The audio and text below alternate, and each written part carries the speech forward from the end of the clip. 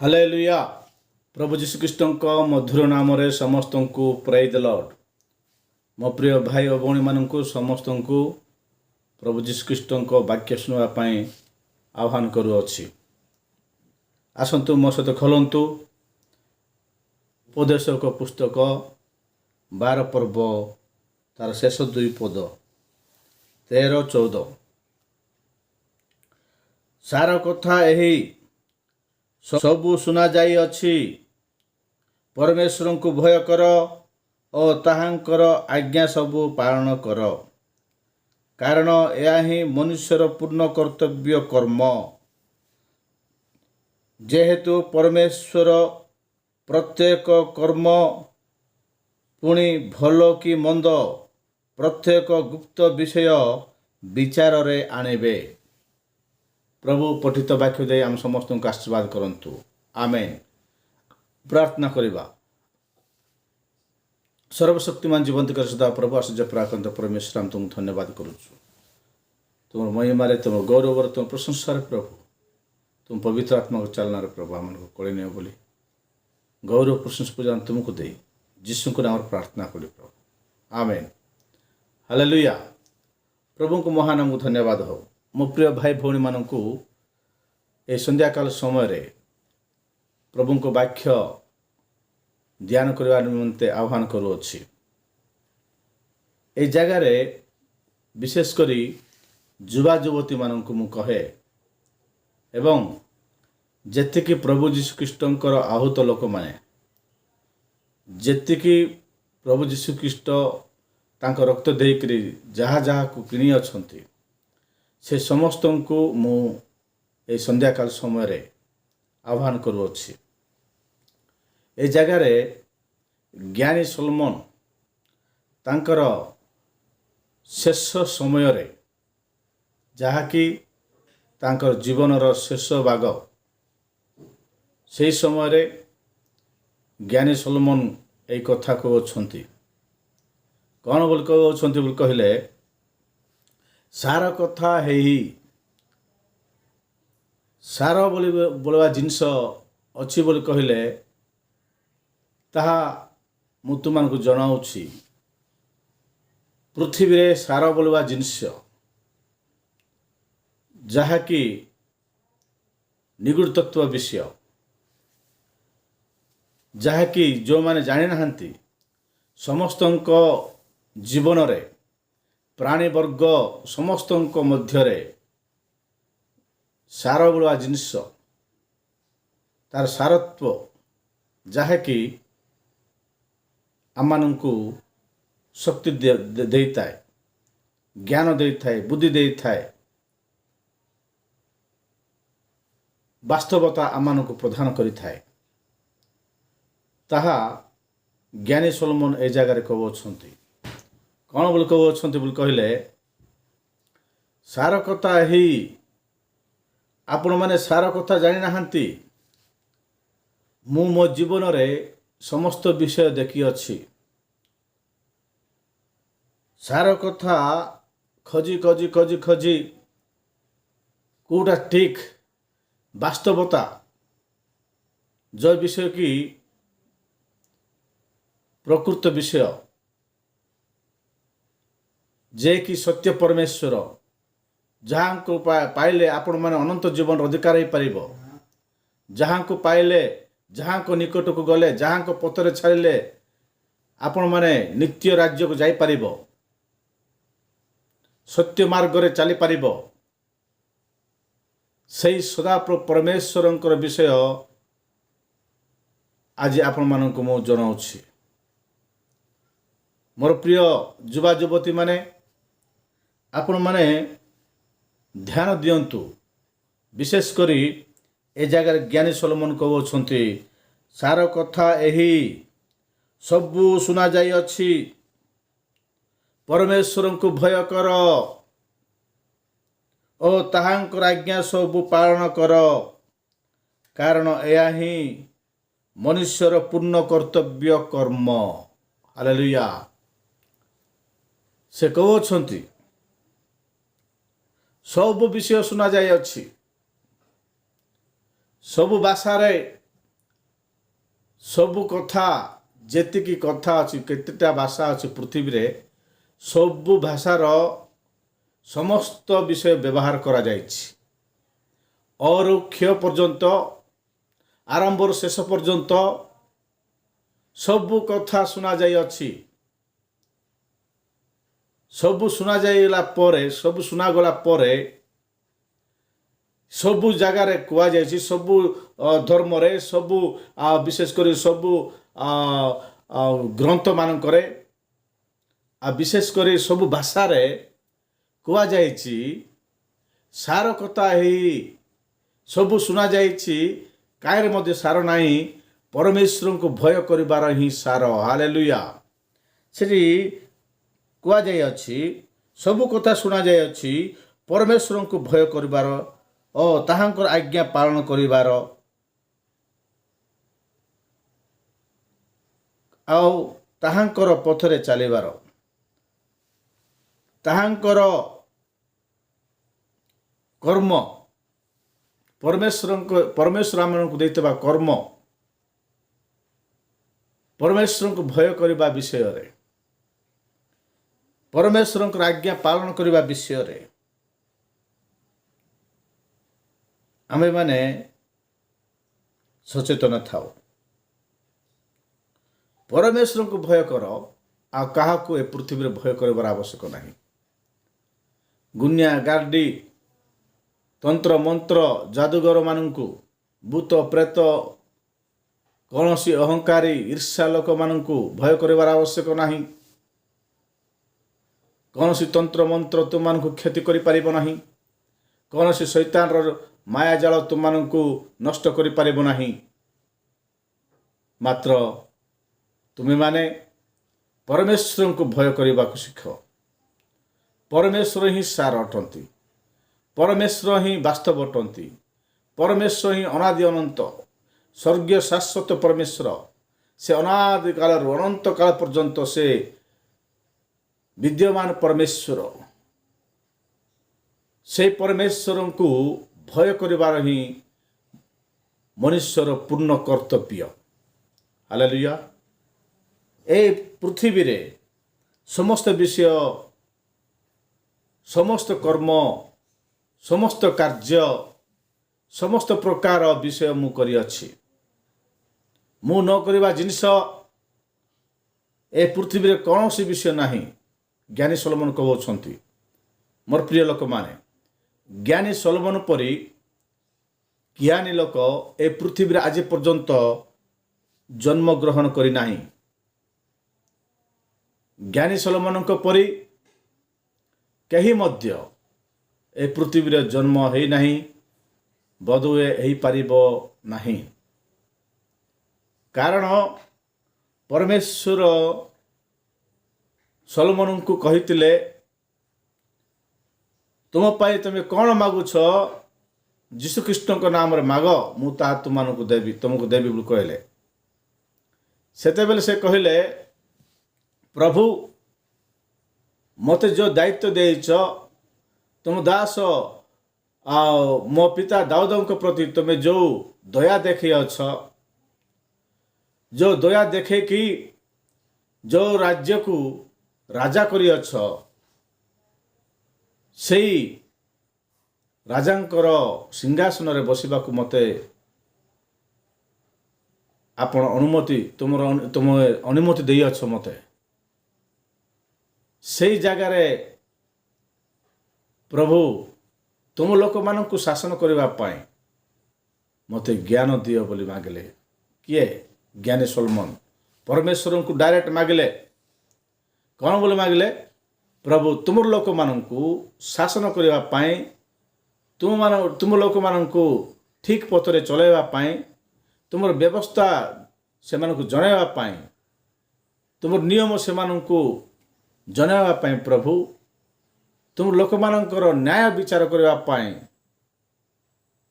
ମୋତେ ଜ୍ଞାନ ଦିଅ ବୋଲି ଯେତେବେଳେ ସଲୋମନ ମାଗିଲେ, ପ୍ରଭୁ କହିଲେ, ତୁମ ନିମନ୍ତେ ତୁମେ କିଛି ମାଗିନ, ରାଜ୍ୟ ଗୁଡ଼ାକ ମାଗିନ, ଧନ ସମ୍ପତ୍ତି ମାଗିନ, କୌଣସି ଏ ଜଗତର ବିଷୟ ମାଗିନ, ମାତ୍ର ତୁମେ ଜ୍ଞାନ ମାଗିଥିବାରୁ ଏ ଜ୍ଞାନ ସହିତ ଏ ସମସ୍ତ ବିଷୟ ମଧ୍ୟ ତୁମକୁ ଦେଲି ବୋଲି ପ୍ରଭୁ ଦୟାକରି ଅନୁଗ୍ରହ କରିଦେଲେ।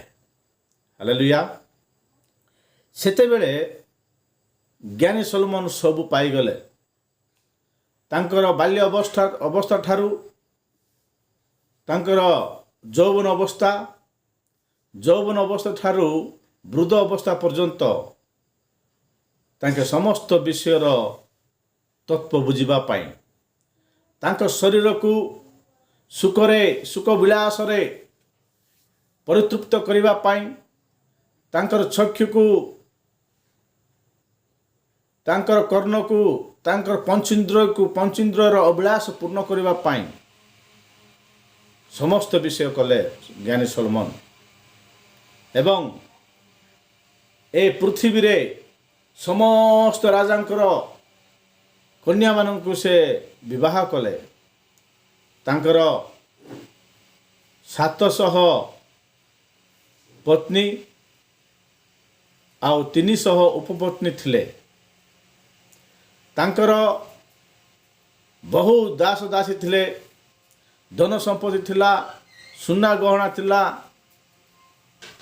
ହାତୀ ଘୋଡ଼ା ଗଧ ଅଟ ଯାହାରେ ମଧ୍ୟ ତାଙ୍କର ଅଭାବ ନଥିଲା। ତଥାପି ଜ୍ଞାନୀ ସଲୋମନ କହନ୍ତି, ଏଇ ଜିନିଷଠାରେ ମୋର କୌଣସି ଆନନ୍ଦ ନାହିଁ।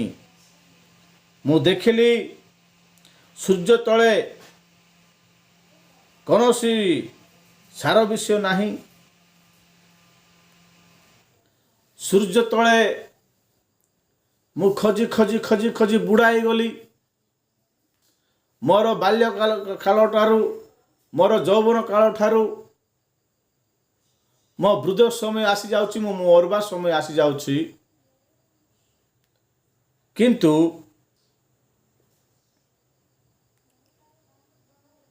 ମୁଁ କୌଣସି ସାର ବିଷୟ ପାଇନି। କୌଣସି ସାର ବିଷୟ ମୁଁ ପାଇଲି ନାହିଁ। ଶେଷରେ ମୁଁ ବୁଝିଲି ଗୋଟିଏ କଥା, ଏ ସୂର୍ଯ୍ୟ ତଳେ ମନୁଷ୍ୟର ଯେଡ଼େ ବଡ଼ ବୀର କି ଯେଡ଼େ ବଡ଼ ହିରୋ ହେଇଥାଉ, ଯେଡ଼େ ବଡ଼ ସୌନ୍ଦର୍ଯ୍ୟବାନ ହେଇଥାଉ, ବିଶ୍ୱ ସମ୍ରାଟ ହେଇଥାଉ, ସାରା ପୃଥିବୀକୁ ଶାସନ କରୁଥିବା ଶାସନକର୍ତ୍ତା ହେଇଥାଉ, ଯେ ହେଲେ ମଧ୍ୟ ଏ ପୃଥିବୀରେ ଧୂଳିରେ ହେଇଯିବାକୁ ପଡ଼ିବ। ତାର କୌଣସି ଅଂଶ ନାହିଁ। ପରମେଶ୍ୱର ତାକୁ ଅସାରତର ଆୟୁଷ ଯେତିକି ଦେଇଅଛନ୍ତି, ତଇ ମଧ୍ୟରୁ ସେ କୌଣସି ବିଷୟ ସେ ଉପଭୋଗ କରିପାରିବ ନାହିଁ।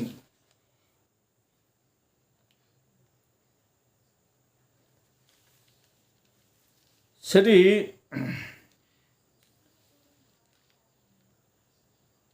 ଗୋଟେ କଥା ଲେଖିଛନ୍ତି ଉପଦେଶକ 7:14 ଲେଖା ହେଇଛି, ସୁଖ ସମୟରେ ଆନନ୍ଦ ହୁଅ ଓ ଦୁଃଖ ସମୟରେ ବିବେଚନା କର।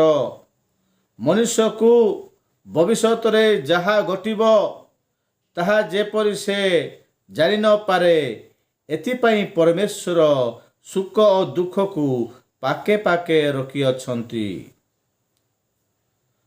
ସେ ଆର କହୁଛନ୍ତି, ମୁଁ ଆପଣା ଅସାରତା ସମୟରେ ଏହିସବୁ ଦେଖିଅଛି। ଧାର୍ମିକ ଲୋକ କେବେ କେବେ ଆପଣା ଧାର୍ମିକତାରେ ବିନଷ୍ଟ ହୁଏ, ପୁଣି ଦୁଷ୍ଟ ଲୋକ ଆପଣା ଦୁଷ୍କ୍ରିୟାରେ ଚିରଜୀବୀ ହୁଏ। ଅତିରିକ୍ତ ଧାର୍ମିକ ହୁଅ ନାହିଁ, କିଏ ବା ଆପଣାକୁ ଅତି ଜ୍ଞାନୀ ଦେଖାଅ ନାହିଁ, କାହିଁକି ତୁମେ ଆପଣାକୁ ବିନାଶ କରିବ। ହାଲେଲୁୟା। ସେଠି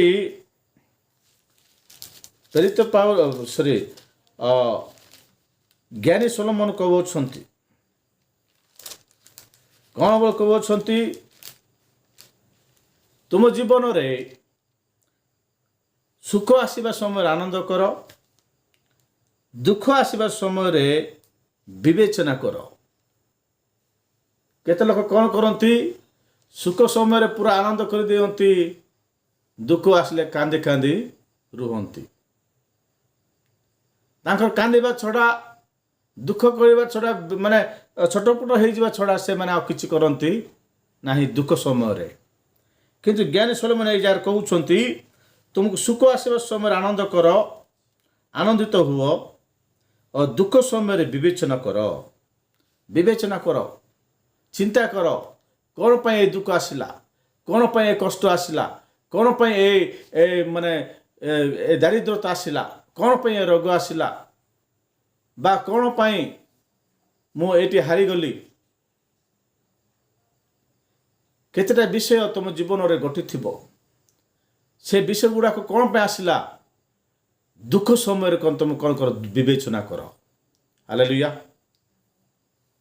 ଦୁଃଖ ସମୟରେ ତୁମେ ବିବେଚନା କର, ମନୁଷ୍ୟକୁ ଭବିଷ୍ୟତରେ ଯାହା ଘଟିବ ତାହା ସେ ଯେପରି ଜାଣି ନପାରେ, ଏଥିପାଇଁ ପରମେଶ୍ୱର ସୁଖ ଦୁଃଖକୁ ପାଖେ ପାଖେ ରଖିଛନ୍ତି। ହାଲେଲୁୟା। ସୁଖ ଦୁଃଖକୁ ପାଖେ ପାଖେ ରଖିଛନ୍ତି। କେତେବେଳେ ସୁଖ ଆସିବ, କେତେବେଳେ ଦୁଃଖ ଆସିବ। ହେଲେ ଜ୍ଞାନୀ ସଲୋମନ ଏ ଜାଗାରେ କହୁଛନ୍ତି, ମୁଁ ଆପଣା ଅସାରତାର ସମୟରେ ଏହିସବୁ ଦେଖିଅଛି। କ'ଣ ଦେଖିଅଛି? ଏଇ ସୂର୍ଯ୍ୟ ତଳେ କୌଣସି ଉତ୍ତମ ବିଷୟ ନାହିଁ। ମୋର ଅସାରତ ସମୟରେ ମୁଁ ଯେତେବେଳେ ସୁଖରେ ଆନନ୍ଦ କରୁଥିଲି, ମୁଁ ଯେତେବେଳେ ରାଜ୍ୟମାନଙ୍କୁ ଶାସନ କରୁଥିଲି, ମୁଁ ଯେତେବେଳେ ମୋ ଶରୀରକୁ ଆନନ୍ଦମୟ କରୁଥିଲି, ମୋ ଯୌବନ ଅବସ୍ଥାରେ ମୁଁ ମହା ଆନନ୍ଦରେ ପରିପୂର୍ଣ୍ଣ ଥିଲି। ସେ ସମୟରେ ମୁଁ ଗୋଟେ ବିଷୟ ଦେଖିଲି, ଧାର୍ମିକ ଲୋକ କ'ଣ ହେଉଛନ୍ତି, ଯେଉଁମାନେ ଧର୍ମାଚରଣ କରୁଛି ବୋଲି କହୁଛନ୍ତି ସେମାନେ ବିନଷ୍ଟ ହେଇଯାଉଛନ୍ତି। ଜ୍ଞାନୀ ଲୋକ, ଧାର୍ମିକ ଲୋକ କେବେ କେବେ ଆପଣ ଧାର୍ମିକତାରେ ବିନଷ୍ଟ ହେଇଯାଉଛି। ଦୁଷ୍ଟ ଲୋକ କେବେ କେବେ କ'ଣ ହେଉଛି, ଆପଣା ଦୁଷ୍କ୍ରିୟାରେ ଚିରଜୀବୀ ହେଇଯାଉଛି। ଏଇଟା କି କଥା? ଏଇଟା ଧର୍ମାଚରଣ କଲେ ସେ ଚିରଜୀବୀ ହେବା କଥା, ଦୁଷ୍କର୍ମ କଲେ ସେ ବିନାଶ ହେବା କଥା। କିନ୍ତୁ ଦୁଷ୍କର୍ମ କରିବା ଲୋକମାନେ ଏଠି କ'ଣ ହେଉଛନ୍ତି ବୋଲି କହିଲେ, ଚିରଜୀବୀ ହେଉଛନ୍ତି। ଆଉ ଧାର୍ମିକ କାମ କରିବା ଲୋକମାନେ କ'ଣ ହେଉଛନ୍ତି, ବିନଷ୍ଟ ହେଇଯାଉଛନ୍ତି। ଏଇଟା ଜ୍ଞାନୀ ସଲୋମନଙ୍କୁ ଠିକ୍ ଲାଗିଲା ନାହିଁ। ହାଲେଲୁୟା। ଧର୍ମଚରଣ କଲେ, ସତ୍ୟ ପଥରେ ଚାଲିଲେ ଅନନ୍ତ ଜୀବନର ଅଧିକାରୀ ହେବା କଥା। କିନ୍ତୁ ସେମାନେ କ'ଣ କରୁଛନ୍ତି ବୋଲି କହିଲେ,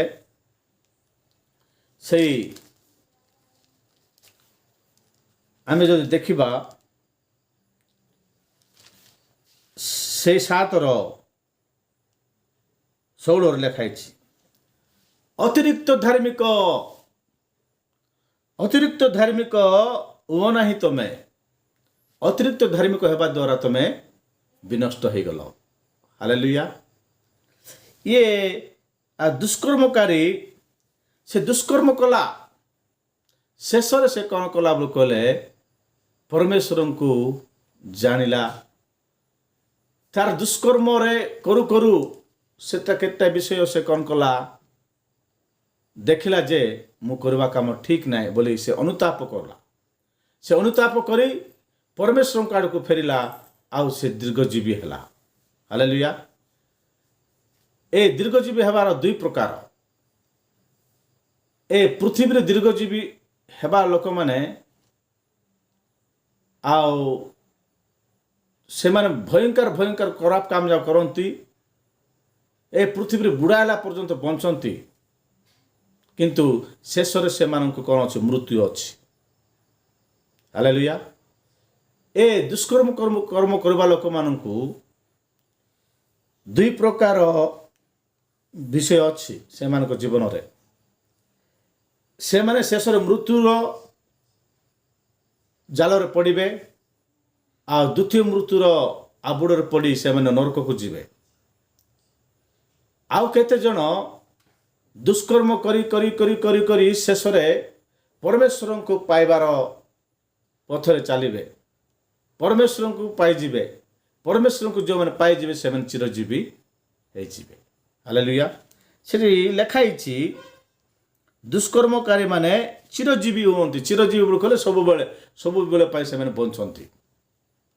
ଏ ପୃଥିବୀରେ ଦୀର୍ଘଜୀବୀ ବୋଲେ ଦୀର୍ଘଜୀବୀ ସେମାନେ, ଚିରଜୀବୀ ନୁହନ୍ତି, ଦୀର୍ଘଜୀବୀ। ଚିରଜୀବୀ ଅଲଗା, ଦୀର୍ଘଜୀବୀ ଅଲଗା। ଦୀର୍ଘଜୀବୀ ବୋଲି କହିଲେ ବହୁତ ବର୍ଷ ବଞ୍ଚିବାଟା, ଚିରଜୀବୀ ବୋଲି କହିଲେ ସବୁଦିନ ପାଇଁ ବଞ୍ଚିବାଟା। ହାଲେଲୁୟା।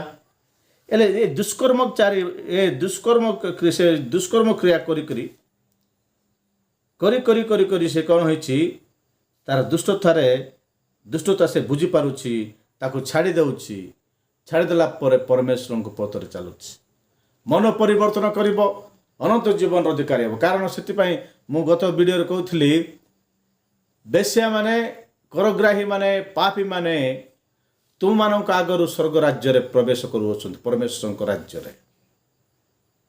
କିନ୍ତୁ ତୁମେମାନେ ଅତିରିକ୍ତ ଧାର୍ମିକ ହେଇଯିବାରୁ ତୁମେ ବ୍ୟବସ୍ଥାକୁ ସମ୍ପୂର୍ଣ୍ଣ ଆମେ କ'ଣ କରୁଛୁ, ପାଳନ କରୁଛୁ ବୋଲି କହିବା ଲୋକମାନେ, ତୁମେମାନେ ବ୍ୟବସ୍ଥା ପାଳନ ନ କରି ବିନଷ୍ଟ ହେଇଯାଉଛ।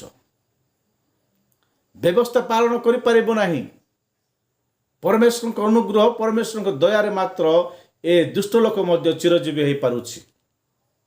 ମାତ୍ର ଧାର୍ମିକ ବୋଲି କହିଅଛ ତୁମମାନେ। ଅତିରିକ୍ତ ଧାର୍ମିକ ହେଇଯିବାରୁ ତୁମମାନେ କ'ଣ ହେଇଯାଉଛ, ଦୁଷ୍ଟ ହେଇଯାଉଛ। ତୁମମାନେ ଆଉ କ'ଣ ହେଇଯାଉଛ, ଦୁଷ୍ଟ ହୋଇ ଗର୍ବ, ଅହଙ୍କାର, ହିର୍ଷା ତୁମ ଜୀବନରେ ପ୍ରବେଶ କରିବା ଦ୍ୱାରା ତୁମେମାନେ ବିନଷ୍ଟ ହେଇଯାଉଛ। ମୋର ପ୍ରିୟ ଲୋକମାନେ, ତେଣୁ ଏଠି ଜ୍ଞାନୀ ସଲୋମନ କହୁଛନ୍ତି, ମୋର ଜୀବନର ମୁଁ ଅନେକ ବିଷୟ ଦେଖିଛି, କାୟରେ ମଧ୍ୟ ସାର ବିଷୟ ନାହିଁ, କାୟରେ ମଧ୍ୟ ବାସ୍ତବତା ନାହିଁ। ଏ ସୂର୍ଯ୍ୟ ତଳେ ଯେଡ଼େ ବଡ଼ ବୀର ହେଲେ ମଧ୍ୟ ମରିବାକୁ ପଡ଼ିବ, ଯେଡ଼େ ବଡ଼ ହିରୋ ହେଲେ ବି ମରିବାକୁ ପଡ଼ିବ। ଯେତେ ସୌନ୍ଦର୍ଯ୍ୟମତୀ ହେଲେ ମଧ୍ୟ, ଯେତେ ସୌନ୍ଦର୍ଯ୍ୟବାନ ହେଲେ ମଧ୍ୟ, ଯେତେ ଧନୀ ବ୍ୟକ୍ତି ହେଲେ ମଧ୍ୟ, ଯେତେ ଗରିବ ଲୋକ ହେଲେ ମଧ୍ୟ ସେ ଧୂଳିରେ ମିଶିବାକୁ ପଡ଼ିବ। ହାଲେଲୁୟା। ତେଣୁ ଯୁବା ଯୁବତୀମାନଙ୍କୁ ଆଉ ଉପଦେଶକ କହନ୍ତି, ଯେ କି ଜ୍ଞାନୀ ସଲୋମନ, ସେଠି ଆମେ ଦେଖିବା 11:9-10 ଲେଖା ହେଇଛି। ମୁଁ ପଢ଼ୁଛି। ହେ ଯୁବା ଲୋକ, ତୁମେ ଆପଣା ଯୌବନ ଅବସ୍ଥାରେ ଆନନ୍ଦ କର ଓ ଯୌବନ କାଳରେ ତୁମର ଚିତ୍ତ ତୁମକୁ ହୃଷ୍ଟ କରୁ। ପୁଣି ଆପଣା ମନର ଗତିରେ ଓ ଆପଣା ଚକ୍ଷୁର ଦର୍ଶନରେ ଚାଲ। ମାତ୍ର ପରମେଶ୍ୱର ଏସବୁ ବିଷୟ ଧରି ତୁମକୁ ବିଚାରରେ ଆଣିବେ, ଏହା ତୁମେ ଜ୍ଞାତ ହୁଅ। ହାଲେଲୁୟା। ଏ ଯୁବା ଯୁବତୀମାନେ,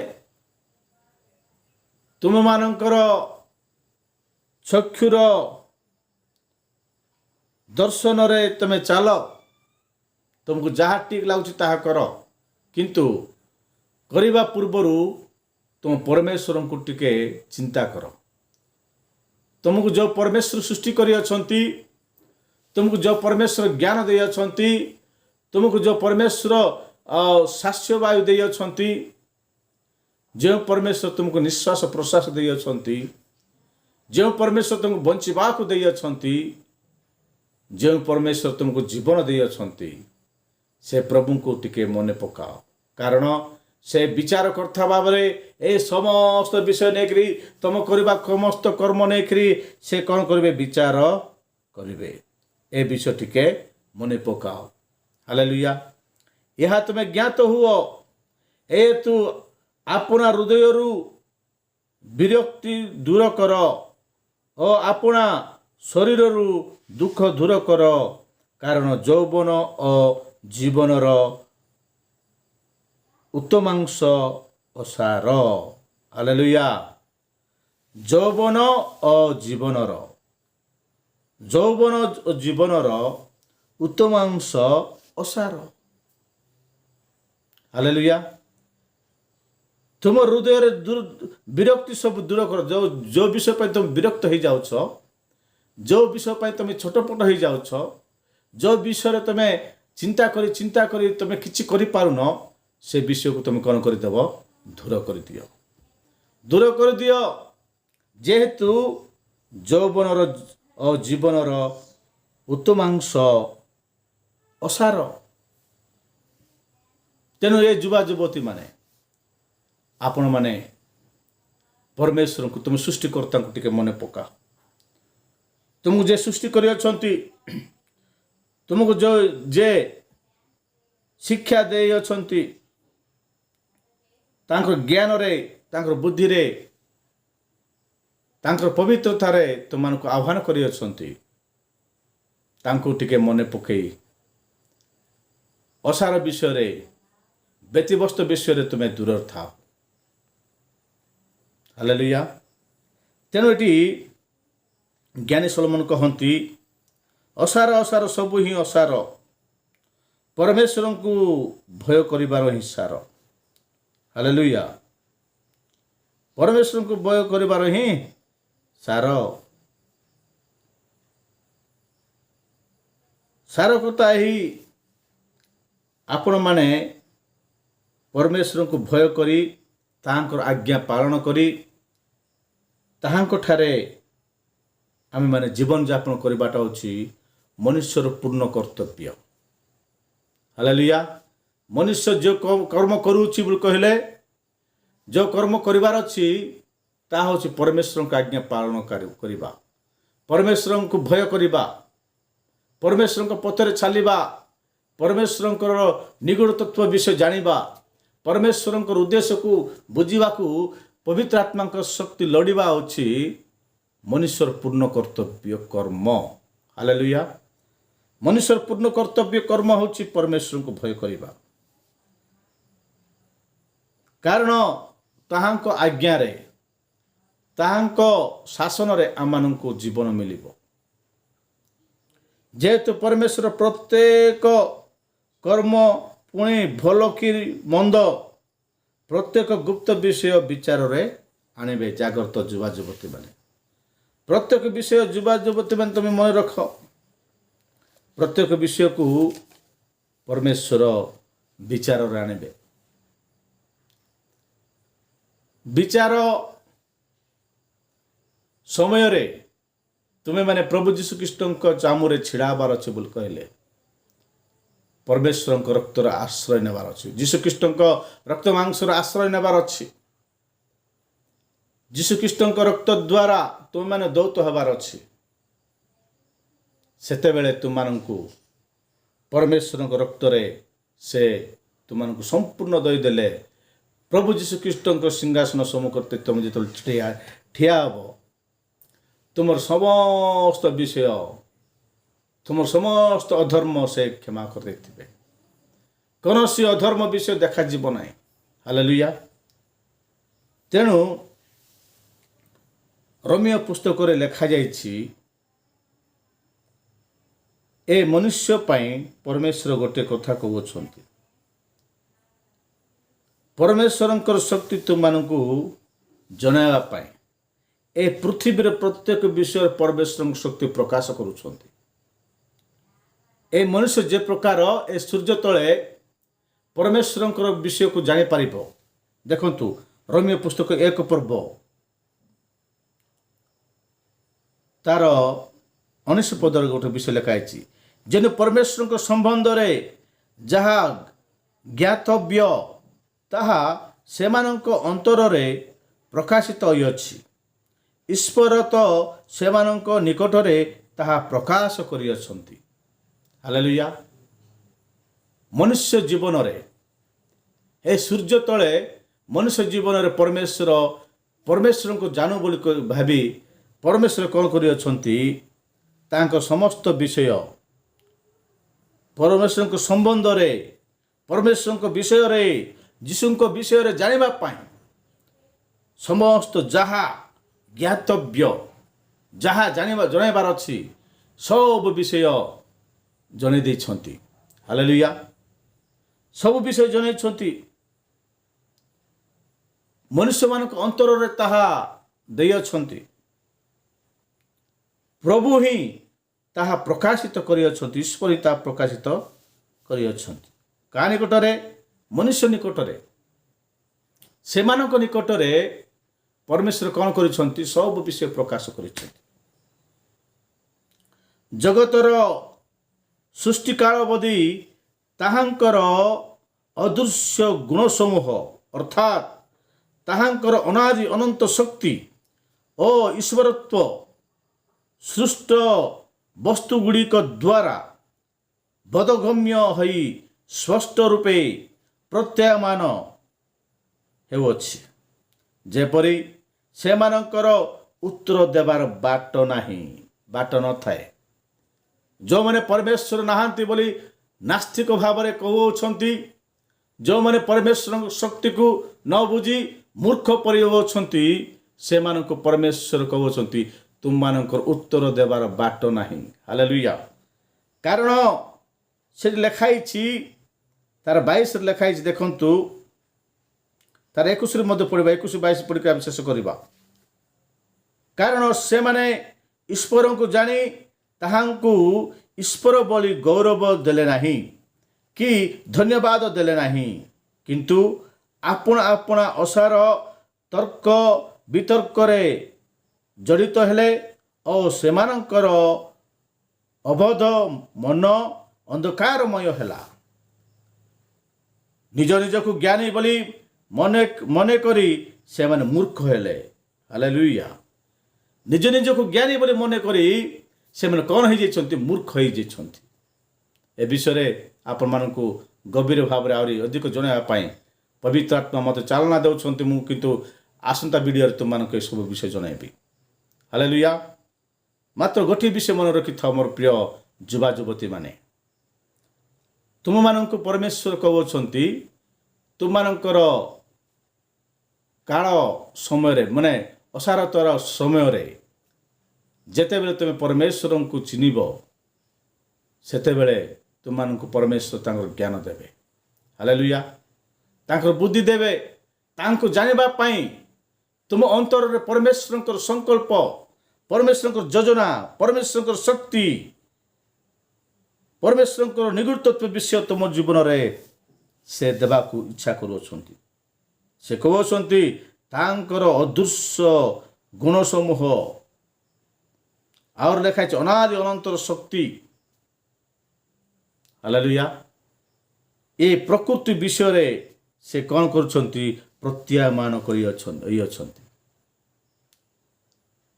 ଖରା ବର୍ଷା ପବନ, ଏ ପାଣି, ଏ ଅଗ୍ନି, ଏ ପଞ୍ଚଭୂତ ପରମେଶ୍ୱରଙ୍କର ଗୁଣାନୁବାଦ କରୁଅଛନ୍ତି। ମୂର୍ଖ ମନୁଷ୍ୟ ନିଜକୁ ଜ୍ଞାନୀ ବୋଲି ମନେ କରି ସେ ନିଜକୁ ମୂର୍ଖ ହେଉଅଛି। ସେ କ'ଣ କରୁଅଛି? ପରମେଶ୍ୱରଙ୍କୁ ଜାଣି ସୁଦ୍ଧା ସେ ପରମେଶ୍ୱରଙ୍କୁ ତୁଚ୍ଛ କରୁଅଛି। ଏହି ସୃଷ୍ଟ ବସ୍ତୁ ସୃଷ୍ଟିକର୍ତ୍ତାଙ୍କୁ ଛାଡ଼ି ଦେଇକରି ସୃଷ୍ଟ ବସ୍ତୁକୁ ସେ ପରମେଶ୍ୱର ବୋଲି ପୂଜା କରୁଥିବା ଦ୍ୱାରା ପରମେଶ୍ୱରଙ୍କ କ୍ରୋଧ ସେମାନଙ୍କ ଉପରେ ବଡ଼ ଭୟଙ୍କର ଭାବରେ ଆସୁଅଛି। ଯେଉଁମାନେ ନିଜକୁ ମୂର୍ଖ ଭାବରେ ପରିଚୟ ଦେଉଛନ୍ତି ପରମେଶ୍ୱରଙ୍କ ନିକଟରେ, ଜଗତ ନିକଟରେ ସେମାନେ ଜ୍ଞାନୀ ବୋଲି ଭାବୁଛନ୍ତି, ସେମାନଙ୍କ ବିଷୟରେ ପ୍ରଭୁ କହୁଛନ୍ତି ତୁମେମାନେ ମୂର୍ଖ, ତୁମେମାନେ ମୂର୍ଖ ଲୋକ ଅଟ। କାରଣ ତୁମେ ନିଜକୁ ଜ୍ଞାନୀ ବୋଲି ଭାବୁଛ, ବାସ୍ତବରେ ତୁମେମାନେ ମୂର୍ଖ ଅଟ। ହାଲେଲୁୟା। ଜ୍ଞାନୀ ସଲୋମନ କ'ଣ କରୁଛନ୍ତି ବୋଲି କହିଲେ, ସବୁ ମୁଁ ଶୁଣୁଛି, ସବୁ ଭାଷାରେ ମୁଁ ଶୁଣିଛି, ପ୍ରତ୍ୟେକ ଜୀବଜନ୍ତୁ ପଶୁ ପକ୍ଷୀ ମାନଙ୍କର ଭାଷା ମଧ୍ୟ ମୁଁ ଜାଣିଛି। ସବୁ ଶୁଣାଯାଇଅଛି, କାହିଁରେ ମଧ୍ୟ ସାର ନାହିଁ। ପରମେଶ୍ୱରଙ୍କୁ ଭୟ କରିବା ଏବଂ ତାଙ୍କର ଆଜ୍ଞା ମାନିକରି ଚଳିବା ହିଁ ସାର। ହାଲେଲୁୟା। କାରଣ ମନୁଷ୍ୟର ପୂର୍ଣ୍ଣ କର୍ତ୍ତବ୍ୟ ତାହା ଅଟେ। ଆମେମାନେ ଯଦି ସେ ପରମେଶ୍ୱରଙ୍କର ଶକ୍ତିକୁ ବୁଝିବାର ଅଛି ବୋଲି କହିଲେ, ଆମେମାନେ କ'ଣ କରିବାର ଅଛି? ପରମେଶ୍ୱରଙ୍କୁ ଭୟ କରିବାର ଅଛି ଏବଂ ତାହାଙ୍କର ଆଜ୍ଞା ସବୁ ମାନିକିରି ଚଳିବାର ଅଛି। ତାହାଙ୍କର ଆଜ୍ଞା ପାଳନ କଲେ ଆମେ ପୂର୍ଣ୍ଣ କର୍ତ୍ତବ୍ୟ ସାଧନ କରୁଅଛୁ। ହାଲେଲୁୟା। ମନୁଷ୍ୟ କ'ଣ କରିବାର ଅଛି ବୋଲି କହିଲେ ପରମେଶ୍ୱରଙ୍କର ଆଜ୍ଞା ପାଳନ କରି ପୂର୍ଣ୍ଣ କର୍ତ୍ତବ୍ୟ ତାର ନିଭାଇବାକୁ ପଡ଼ିବ। ସେତେବେଳେ ପରମେଶ୍ୱର ତା ପ୍ରତି ଆନନ୍ଦିତ ହେବେ ଏବଂ ତାଙ୍କର ସ୍ୱର୍ଗ ରାଜ୍ୟର ଅଧିକାରୀ ତାକୁ କରିବେ। ମୋର ପ୍ରିୟ ଲୋକମାନେ, ଜ୍ଞାନୀ ସଲୋମନ ସେ କେବେ ହିଁ କ'ଣ ହେଇଥାନ୍ତା ବୋଲେ ସେ ବିନଷ୍ଟ ହେଇଯାଇଥାନ୍ତା। ମାତ୍ର ପରମେଶ୍ୱରଙ୍କ ମହାଦୟା, ମହାକରୁଣା, ମହାପ୍ରେମ, ସେ ଯେତେ ବଡ଼ ଭୁଲ କଲେ ମଧ୍ୟ ତାହାଙ୍କର ଦୟା, ତାହାଙ୍କର ରକ୍ତ ତାର ପ୍ରତି ଶୁଦ୍ଧ ପବିତ୍ର କରିଦେଉଛି। ତେଣୁ ସେ ରକ୍ଷା ପାଇଗଲା। ମୁଁ ଗତ ଦିନମାନଙ୍କରେ କହିଥିଲି, ପରମେଶ୍ୱର ଯାହାକୁ ଦୟା କରିବେ ସେ ଦୟା କରିଦେବେ। ପରମେଶ୍ୱର ଯାହାକୁ କଠିନ କରିବେ ତାହାକୁ ସେ କଠିନ କରିଦେବେ, ଯାହାଫଳରେ ସେ ବିନଷ୍ଟ ହେଇଯିବ। ମୋର ପ୍ରିୟ ଲୋକମାନେ, ଆଜିର ବାକ୍ୟ ଅନୁସାରେ ଆମେ ଜୀବନଯାପନ କରିବା। ପ୍ରଭୁ ଆମ ସମସ୍ତଙ୍କୁ ଏ ପଠିତ ବାକ୍ୟ ଦେଇ ଆଶୀର୍ବାଦ କରନ୍ତୁ। ଆମେନ୍। ପ୍ରାର୍ଥନା କରିବା। ସର୍ବଶକ୍ତିମାନ ଜୀବନ୍ତକାର ସଦା ପ୍ରଭୁ ଆଶ୍ଚର୍ଯ୍ୟ ପରାକ୍ରାନ୍ତ ପରମେଶ୍ୱର, ଆମେ ତୁମକୁ ଧନ୍ୟବାଦ କରୁଛୁ। ଆଜିର ବାକ୍ୟ ତୁମ ଲୋକମାନଙ୍କ ଜୀବନରେ 30 ଗୁଣ, 60 ଗୁଣ, 100 ଗୁଣ ଯେ ପ୍ରକାର ଫଳ ଫଳିବ ଏବଂ ପରମେଶ୍ୱର ସେ ଆତ୍ମିକତାରେ ବଢ଼ିପାରିବେ, ସେଥିପାଇଁ ସାହାଯ୍ୟ କର। ତୁମର ଆତ୍ମାଙ୍କ ଚାଳନା, ଜାଗରଣ ପ୍ରଭୁ ସଦା ସର୍ବଦା ସେମାନଙ୍କୁ ଥାଅ। ଆଉ ବିଶେଷ କରି ତାଙ୍କ ପରିବାରମାନଙ୍କୁ, ତାଙ୍କର ମଣ୍ଡଳୀମାନଙ୍କୁ, ତାଙ୍କର ଗ୍ରାମକୁ, ପ୍ରତ୍ୟେକ ବିଷୟକୁ ତୁମ ସମର୍ପଣ କରେ। ଯୀଶୁଙ୍କ ନାମରେ ପ୍ରାର୍ଥନା କଲି ପ୍ରଭୁ। ଆମେନ୍। ପ୍ରେଜ୍ ଦ ଲର୍ଡ।